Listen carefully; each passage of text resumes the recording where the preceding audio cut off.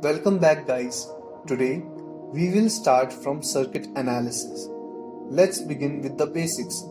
Here we need to understand some terms to explain some important concepts which we will use in the future. We use these terms to define the type for our elements. Lumped and distributed parameters. If I tell you that I have a long wire of length L and a cross-sectional area A with resistivity ρ, from such parameters, if I try to use Ohm's law directly, can be all lengthy and fuzzy. But instead, if we directly use the formula of resistance R is equal to rho L by A, we are able to lump all the resistance of wire into a single symbol and now could perform the Ohm's law quite easily.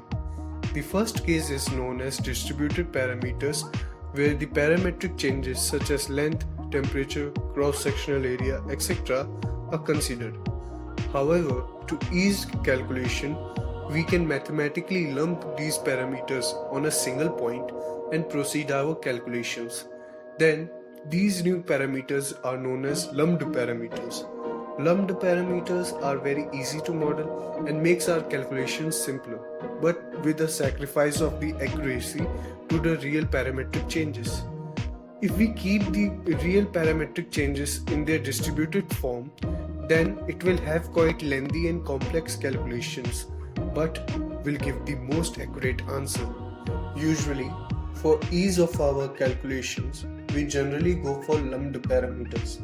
But in some cases such as long distance transmission lines, where the parametric changes are quite large in scale, we use distributed parameters.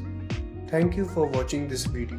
Make sure to subscribe this channel and press bell icon so that you will get updated to our next upcoming videos.